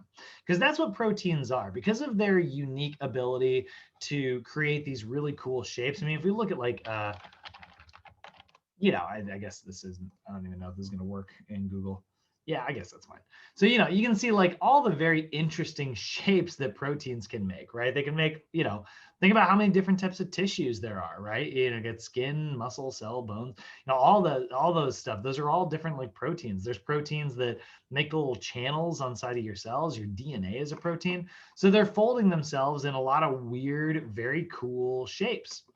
And so if we, you know, need to break down those individual amino acids, you know, we need to get them broken down into a shape that's going to be easy for us to kind of cleave the individual amino acids off, right? And that's why we go through this denaturing process in digestion. So you can see once it gets straightened out, now I've got there's an amino acid, there's another one, there's another one. So now we're able to cleave those apart. And guess what? We are left with individual amino acids, which are now small enough to pass through passive diffusion into our bloodstream. So individual amino acids can now get in there and we can start reassembling them into U-shaped stuff, you know, like and start making new muscle cells or bone or enzymes or DNA or whatever, right? And so they all go into this amino acid pool, also found in your liver, which is basically this collection of amino acids found in like different body fluids that allow for, and different tissues that allow for protein synthesis. So if your DNA is saying, all right, well, we need to make some more muscle cells here, right? Here's the blueprint for how to make new muscle cells. And then you will assemble those amino acids into whatever shape that is. And boom, you've got a new protein of actin, and do it again, you get a little myosin, and then all of a sudden you've got a new, you know, little muscle cell, and that muscle cell is now a little bit larger, right? I think there's a ghost in my room. So that is what we are, that's how we are using our proteins here, right? Here you can kind of see that, right? Here's your amino acid pullover, turnover, right? Gets into the liver here, and you've got some amino acids. Now, let's say you don't have enough carbohydrates or fats in your diet, and your body needs to convert the calories from your amino acids into energy. It can do that by converting an amino acid into a molecule of glucose, because the ingredients are the same. It just has this extra outer shell of nitrogen. So if we strip that nitrogen away, you're left with glucose. We have that process is called gluconeogenesis. And gluconeogenesis is how we convert proteins into carbs in order to use those carbs for energy. Not a very efficient process, and it leaves byproducts in the form of like extra nitrogen, which will then have to pass through your liver and kidneys to become urea. And then you will excrete that through your body out of your sweat or urine, getting it out of your body. And that's why, you know, in that video we just watched, they couldn't test for urea in the pool because urea is also present in our sweat. You know, they could have easily just like looked for urea, but that wouldn't tell us how many people are peeing, because a lot of it is coming out of your sweat. Even your tears actually have a little bit of urea in them, depending on how high your protein is. So once you've got all that, then we got the synthesis side of it, right? So those individual amino acids are going to go through into a cell, and your DNA is going to say, hey, here's the instructions. Here's the blueprints for how to make new, Cali-shaped stuff or new Andres-shaped stuff, right? And then we assemble it all, and there you go. You've got new proteins, you got new tissues, and you know, you've got all the world to beat them up by doing more squats again the next day, right? So that's protein synthesis there. Any questions on proteins, or any questions on any of that, guys? Oh, actually, just really quickly, and we'll talk about this again on Monday. But, you know, how do you make sure that you're getting enough protein to ensure that like synthesis is always happening? Well, you need to be in what we call a positive nitrogen balance, AKA you just need to get enough protein. As long as you get enough protein to be in that positive balance, your body is always going to be able to make and assemble new proteins. But if you are in a negative balance, that means that you are damaging your muscles more than you are giving your body the ingredients to repair them. And if that happens, that's how we sort of lose our muscle, right? Because you created damage that you kind of can't repair, you know? And so it's constantly this battle, this sort of balance war that's happening inside of your body of damaging things and repairing things and kind of going back and forth there. All right, let's look at vitamins and minerals, or as the Brits would say, vitamins. So minerals, vitamins, and water, right? So absorption does not need to take place in order to bring these smaller units into your body, which is pretty cool, right? Like vitamins, for the most part, they're already small enough, right? They're already able to pass into our bloodstream. Same thing is true of minerals. But sometimes they don't have a very easy time passing in. And that's where we have these terms. We call them water-soluble vitamins or fat-soluble vitamins. Water-soluble vitamins are vitamins that dissolve in water, and they move and are transported with the use of water. This is your entire B complex of vitamins, so 1 through 12, and vitamin C is also water-soluble. So, you know, if you are dehydrated, you might become vitamin deficient. Because you are not actually bringing those materials into your body, right? And the exact same thing is true of fat-soluble vitamins. Fat-soluble vitamins are dissolved in fat and transported with fat. These are vitamins A, D, E, and K. You can remember ADEC. And so like vitamins A, D, E, and K, you need to have sufficient fat in your diet. I read a really interesting article about how they were looking at some people who do like juice cleanses, or, you know, they're on like diets, and they'll be on like a diet where, you know, you look at their diet and you're like, wow, what a healthy diet. You know, it's just lots of greens and lots of reds, and they're beautiful meals, you know? And then these people were finding out that they were vitamin deficient. It was like, what? There are so many vitamins in that salad that I just ate, but they were doing it with like no dressing, because, you know, dressing is like high in calories. Well, those calories, if they're coming from fat, they actually might be what help you absorb those fat-soluble vitamins. So, you know, get a little avocado on salad, and that's going to have, or like walnuts or something that's like really fatty, was actually helping with the absorption of certain vitamins. And you'll see like vitamin deficiencies in like certain people who are on really super extreme diets sometimes. And that's why, like, I used to tell my clients, it's actually not a bad idea to throw like a spoonful of olive oil into your smoothie. It's not going to change the taste at all, but it's going to add some really healthy fats into your diet. And that can help with the absorption of these vitamins here. We definitely need these vitamins in order to do certain metabolic functions, especially like our B vitamins, which are extremely important, right? Niacin and things like that. Your B vitamins are what kick off, they act as like the enzymes inside of our Krebs cycle. And so it's a very essential part of like what we do here, right? So when we're looking at this, right, we look at like the idea of like metabolism. Actually, are we all the way into metabolism now? Yeah. I was like, where am I at on my PowerPoint here? So we look at like B vitamins, if you look at like the Krebs cycle, you will see this huge list of enzymes, right? And it's like, there's an enzymatic reaction. There's another one, right? Those are actually coming from a lot of your B vitamins. It's allowing that to actually sort of take place there. So we definitely want to make sure. This is why people are saying, they're like, you need to have B vitamins give you energy, right? If we look at like energy drink, right? You'll see it's like packed full of, a lot of times it's just packed full of like caffeine and stuff. But yeah, maybe not energy drink. Let's look at like energy water. Wait a minute, was that a Bob Ross energy drink? Am I crazy? It is. Look at it. Bob. God, I love Bob Ross. So you look at like vitamin water, right? And it's like, this is the energy one. Why is it the energy one? Because it's full of sugar and B vitamins, right? Now, B vitamins don't have any energy of their own, right? They just happen to be what allow you to do the citric acid cycle. So if you're able to like, get plenty of sugar in there with it, yeah, you're going to be able to do the Krebs cycle pretty effectively. Do you need it? Again, not really. But if I were marketing something and I wanted to, make some money, I sure would tell people that they do. So those are your fat soluble and your water soluble vitamins. Then we got minerals.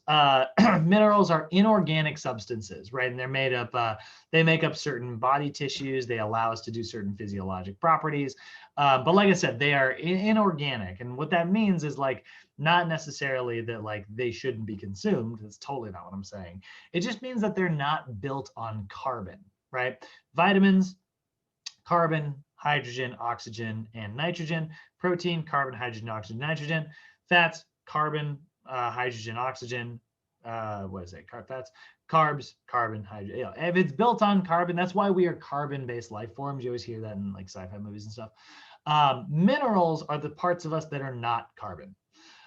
So like, for instance, calcium, right? Which, actually in its natural form looks like this. It's a metal. When you look at calcium, and we always think of it as looking like this like white powder, but this is what calcium actually looks like. We just happen to be looking at like calcium in bones. We start to see like this version of calcium where it's attached to like different proteins and phosphorus and things like that, right? And so we use this to make up our skeletal system. That's totally like milk, yeah. So calcium carbonate and things like that, right? That is, that's a mineral, right? Iron, which is in our blood, right? That's a mineral. Sodium, potassium, those are actually special. We refer to those as our electrolytes. We use sodium and potassium to generate electrical charge, and that's how our nervous system is generating action potentials, to have thoughts, feelings, emotions, actions, everything happens thanks to sodium and potassium generating those little electrochemical signals. So you get two major categories of minerals that I'll talk about on Tuesday. You've got major minerals versus trace minerals. Now, fat-soluble vitamins and water-soluble vitamins, like they have a defining characteristic. All of the fat ones need fat and all of the water ones need water. Major and trace don't work like that. It's every mineral is totally different than any other mineral. What we are using when we call them major minerals, it just means that you need more than 100 milligrams per day. And if they're trace minerals, it just means you need less than 100 milligrams. So those are the small differences there. And then electrolytes are a type of mineral. Oh, Andres, we lost you. Andres, you back? I think I kicked you out. Sorry about that. The internet gets to be spotty sometimes. All right, so lastly, talking about metabolism here, looking at the idea of energy metabolism and kind of summarizing, what we already did talk about just a little bit the other day. Energy, right, facilitates, all of us doing every ounce of work that we do. I love it. I get a lot of I like these little encouraging, messages that I get. So we got our energy metabolism, right? So in general, we understand metabolism by understanding calories, right? It's the language that you and I are able to speak to each other in order to kind of understand how much of it we're talking about, right? Like when I say how many calories you burn, it's a lot easier for us to understand if we're all looking at it together. Yeah, vitamin water is good. It just can be high calorie, but there's room for it in your diet if you use it properly, just like anything else. I have dark chocolate in my diet because I want it, I just have to make sure I make room for it, and it's part of my healthy other choices. So looking at metabolism, remember, metabolism is any and all chemical reactions that are taking place in your body, right? And so we have to have an understanding. It's like, okay, well, that's great, but that doesn't really help me understand, how to observe it and measure it and use it properly, right? Well, that's where we refer to we have calories as part of the conversation. So we measure our metabolism in calories, but sometimes that gives people the wrong idea of what a metabolism is. They're like, what's your metabolism? Like, how many calories you burn? Not necessarily. It's just anything that's happening physiologically through reactions inside of your body. We measure it in the number of calories that you burn, right? And so it's we look at the total energy required for all physiologic processes. So you'll hear two versions of your basic metabolism to keep your body alive. There is going to be your basal metabolic rate, which is the minimum amount of energy to sustain life in an active state. Basically, your basal metabolic rate is if you were awake and just kind of laying there conscious, and you're I'm going to commit to not moving for 24 hours, right? That would be your basal metabolic rate. And then there's your resting metabolic rate, which is basically exactly the same thing, except that you are asleep for the 24 hours, right? Like if you were in a coma, right? So both of those things are basically just it's the minimum amount of energy that you are burning to sustain your life. So a lot of times people misinterpret this. I'll help them calculate their basal metabolic rate, and they're like, great, that's how many calories I need to eat every day. And it's no. That is the number of calories you would need to eat in a day if you did not move. If you didn't have any chemical reactions to, because it takes chemical energy to get you up and move around, talk and walk and do everything, right? Go to the bathroom. If you didn't do any of that, sure, that's the amount of energy to keep you alive, right? But obviously, we all live our lives, and if you're active, you're going to burn even more energy, right? Which is what we want, because there's benefits to that, right? So your basal metabolic rate and your resting metabolic rate, they're a really good starting point, but then we need to use little multipliers to figure out how many calories we actually burn, right? If you're sedentary, we usually use a multiplier around 1.2. If you're lightly active, we usually maybe 0.375. If you're fairly average active, an average worker outer, we'd maybe use 1.55. If you're really active, we might go all the way up to 1.725. These are just some common versions. You don't have those memorized. I just do because I used to have a lecture about them. So you'll see like, these common multipliers, different formulas are going to use different multipliers. But that's going to give us an idea of like how many calories you're actually burning. Now, does that mean it's like perfect? Of course not, right? That is where it's going to be very, very helpful for us to, measure your results. Like this is why we do like weighing ourselves and calculating body fat percentages, maybe not every day, because that can lead to, psychological screwiness. But like, maybe check in every week or every other week, right? And see like, okay, we had you on this many calories and we were trying to lose weight. We lost a little bit, but the math says we should have lost a little bit more. Let's either up your energy intake or like up your lower your energy intake or up your energy activity, because it's just accounting for all the stuff that like isn't part of the gym. And because like sometimes you'll have that conversation with someone and they'll be like, whoa, I worked my butt off every one of our sessions this week and I have been perfect on my diet. And it's like, yeah, I absolutely believe you. But like, I can't account for, are you like fidgeting while you're at work or not? Like the formulas are not perfect. We'll talk more about this, the concept called NEAT later, and it is looking at like the differences between like certain people's, activity that isn't accounted for in the gym,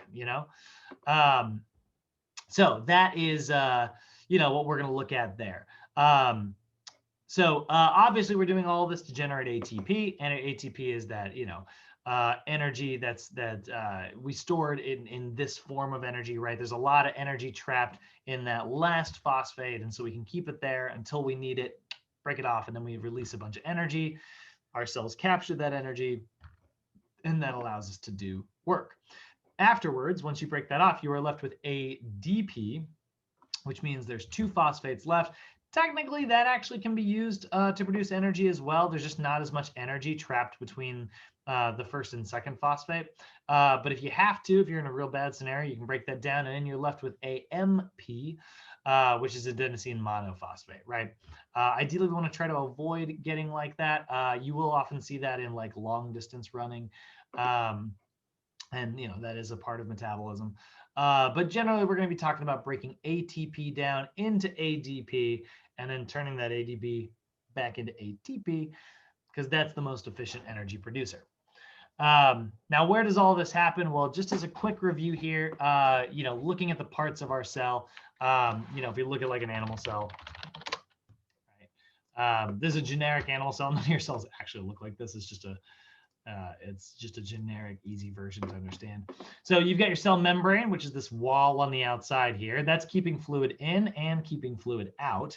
And that way we can actually, create high concentrations of stuff on either side, which will allow nature to drive things into or out of our cell, which is great, right? If I want to get sugar in here, awesome. I'm going to actively keep it out, which sounds weird. But then what that'll do is that'll, want to drive it in once we create like a hormone that'll drive it through like a specific slot or something, right?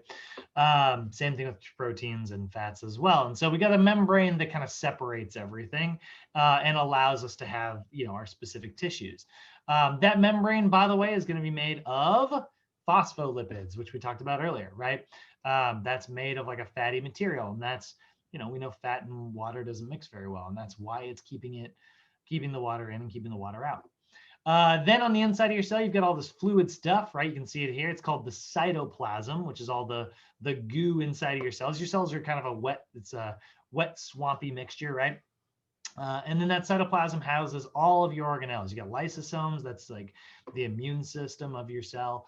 Little centriomes, which are basically like giving, your cell a little bit of structure. Endoplasmic reticulum and smooth and rough. The rough is where you're actually assembling all those proteins. The nucleus, which is the brain. And then the big one here are these mitochondria, right? The mitochondria, these little powerhouses that are generating our ATP, right? So organelles, the little structures inside. The big one that we want to talk about is mitochondria. That's the organelle that generates ATP, right? At least a lot of ATP. Some of the ATP gets made in the fluid, but for the most part, the mitochondria is the real heavy lifter. So when we look at like metabolic energy here, you can see like a macronutrient such as, a protein or a fat or a carb is going to go through our energy system and spit out ATP, right? Meanwhile, your byproducts are going to be CO2 and lactic acid. And so that's going to get put right back into your blood and picked up by a blood cell. So macronutrients go in, oxygen goes in, that results in a whole bunch of energy production, and lactic acid, CO2, and a little bit of water are our byproducts that come out, kind of like we talked about over our last 12 days. So what are your main energy systems here if we're doing all this energy production stuff? What are your pathways for energy? Well, you've got your anabolic pathways or your anaerobic. Oh, wait, that's actually not where I'm at yet. I was like, at those wrong terms. You've got your anaerobic pathways, not anabolic. Your anaerobic pathways are your phosphagen system. That's that ATP-PC system that we talked about, where instead of making new ATP, you're actually just reattaching phosphates really rapidly. But this only lasts anywhere from about 5 to 10 seconds. And then you run out of creatine and you can't really do it anymore. So you need to continue into your anaerobic energy system where we get to glycolysis, right? And so glycolysis is where we are getting, generating ATP in the absence of oxygen. So glycolysis is taking place here. I totally closed my cell picture. In the cytoplasm, right? Glycolysis is taking place in this little fluid section right in here, right? Now, remember, our byproduct of glycolysis is lactic acid. So now lactic acid is going to pass into the mitochondria along with some oxygen that's also going to be delivered. And that's where we become aerobic, right? Aerobic energy production. And that's going to depend on the presence of oxygen to generate ATP. So aerobic is going to be the electron transport chain and the Krebs cycle. Krebs cycle first, electron transport chain second, kind of. And that's going to generate a whole bunch of ATP. Yeah, sorry to hear it, Andres. Just try your best to stay in. And so like that phosphagen system, right, generates a bunch of ATP for about 5 to 10 seconds and then really can't keep it up. Then your anaerobic system, which is glycolysis, continues it, right, for anywhere from 10 to maybe 50 seconds. But then your aerobic system really takes over at like the 2-minute marker where it's really doing most of the production there. And that can continue basically forever, as long as you have plenty of oxygen coming in and plenty of like, glucose and fats to supply it with energy.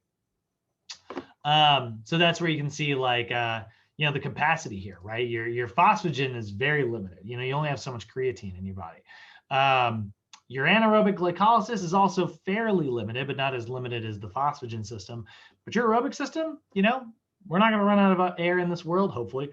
We're not going to run out of like fat or glucose. So you essentially have this unlimited ability to generate ATP with your aerobic energy system. So it's going to, generate energy over like the long term, right? So if we look at ATP during like sports, right, your aerobic system is going to use, the ability of your muscle cells to generate ATP on the go there. And it needs to have like a little bit of glycolysis happening in the background. But that's going to produce energy when you have like your intensity very, very low. You can do it for very long durations, right? And that's what we kind of see in this chart right here, right? If my intensity is really high, I'm relying on my phosphagen system, which you'll notice only lasts about 10 seconds and then just gets exhausted, right? So we run out of creatine real quick. Luckily, glycolysis is going to come in to kind of take over. And so glycolysis right around that 10-second marker is really going to do most of the work until about the 50-second marker. Maybe if you're really good at it, it might last all the way up into 2 minutes. But that's glycolysis, and then eventually it can't really keep up the job anymore. But luckily, your aerobic system has been kicking in the whole time, and then eventually it can just supply all of the energy, and it can just keep going forever. And that's why energy production, like the little cells in your heart that started beating since before you were born have not stopped this entire time. They are very, very, very aerobic.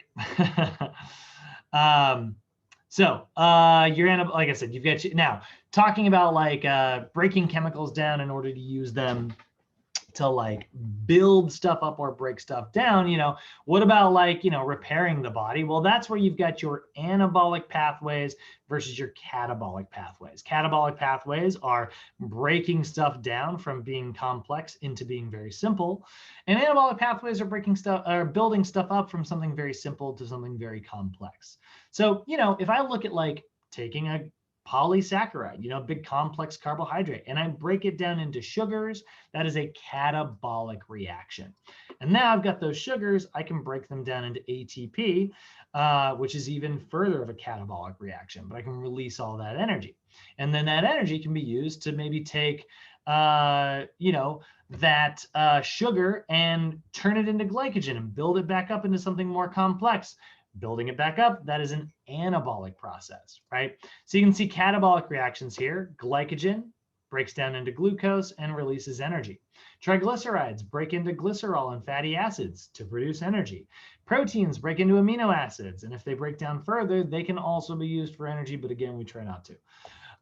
Versus anabolic reactions, totally the exact opposite. Glucose plus glucose, boom, you got glycogen, right? Takes a little bit of energy to make it happen. Glycerol plus fatty acids, boom, you got triglycerides. You can make them and store them in your fat cells, right? And that's energy right there. Or it takes a little bit of energy to happen. Amino acid plus another amino acid, boom, you are now assembling a new protein. And it took a little bit of energy to do that. So we're constantly burning energy to support the creation of different materials inside of our body. So we need to catabolically break stuff down before we can anabolically build stuff up. And here's what that kind of looks like in real time here. You can see glucose being broken down, and then there's where it's getting created into lactic acid. Don't worry too much about this chart, but glucose, right, all of its little carbon molecules there get broken down into these materials, and you're left with pyruvate, and the pyruvate becomes lactic acid, and the lactic acid will go through the citric acid cycle or the Krebs cycle or the lactic acid system. There's a million names for this freaking thing. And so that'll go through all those enzymatic reactions to spit out basically these little high energy molecules called NAD and FAD. And then NAD and FAD all get squeezed together through this little protein right here to release a whole bunch of ATP. Now there is also making glycogen, by the way. That's called glycogenesis. Don't worry too much about this. But if I took glucose and added them all together, again, there's creating glycogen, right? And that's how, we are able to have it and store it and use it for energy, because glycogen is our favorite source of energy. It's why our body likes to burn carbs. It likes to burn anything, but it prefers carbohydrates because we're always ready for high intensity. Then it likes to use fat because maybe we want a low intensity, just keep us going for sustained energy. And then we can use proteins if we have to, but our body would much rather use those to repair tissues. And that is about it. Let's go ahead and summarize everything up, guys. So during digestion, carbs are broken down into monosaccharides, and then they are absorbed to become polysaccharides again, or to become energy, right? Or they can be converted into fats if you got too much of them.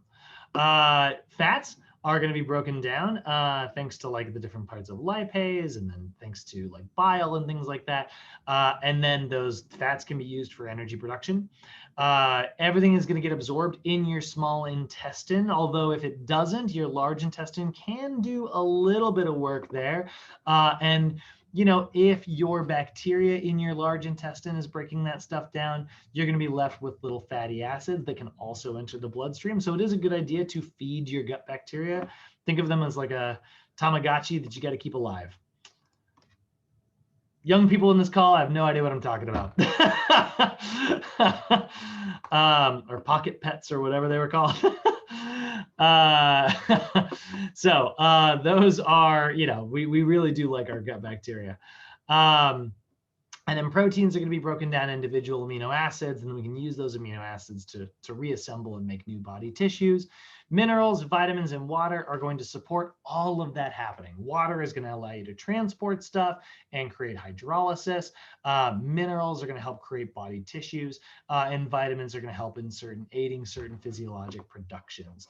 And then your three energy systems, we've got the ATP-PC system, which is not necessarily producing ATP as much as it's using creatine to resynthesize it. Then we move into glycolysis, where we're breaking sugar down into ATP plus what will eventually become lactic acid.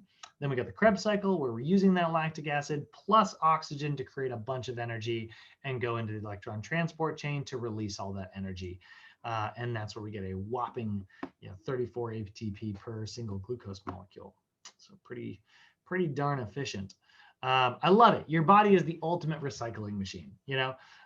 Glucose becomes ATP plus lactic acid, but then it's a fuel now. So lactic acid gets used as a fuel, and then that becomes NAD and FAD, which is the byproduct. And then that byproduct becomes a fuel in the next process. It's amazing. And eventually all you're left with is carbon dioxide. You just get rid of it. So carbs are metabolized thanks to glycolysis. Fats can also be metabolized. We didn't talk about this too much tonight, but they go through a process called beta oxidation. Beta oxidation goes right into the citric acid cycle and electron transport chain. We'll look more at that on Monday. Whew, a lot today, right? That was a big one. But it was also kind of a lot of information that we've heard before. We're really just kind of changing our perspective a little bit today, right? Even though the information is actually relatively similar.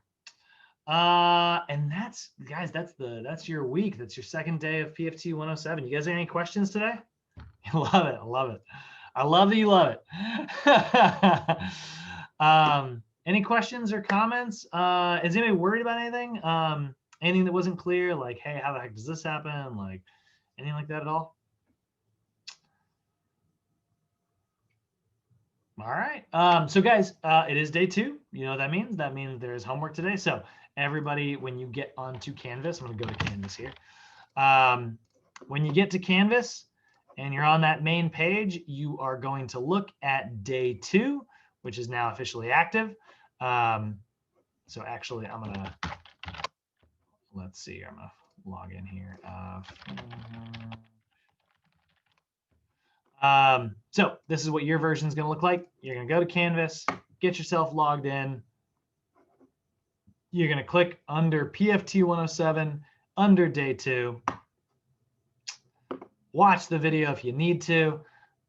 Download the PowerPoint if you need to. Download the notes. If you want a hard copy of the homework, it's on there. And there you go. You can see there's the PowerPoint. It'll help you pass the test. There's the notes. And then here is, if you want to have a hard copy of the homework, just so you can go through them. I always tell people, like, keep a copy of this just because it's nice to be able to study in the future. But what I want you to do, click this link. It'll take you over to homework 1. Take the quiz and get to answering. No, necessarily due date on this, but you definitely want to get it done by Monday, because why wait, right? So my recommendation to everybody, take a little bit of a break, go get some brain fuel, and review everything and go back through it. And that homework is going to be from today's lesson and tomorrow's lesson. Any questions, or am I kicking you guys out of here? All right, well, let's go ahead and kill the recording, and I will see you guys on Monday.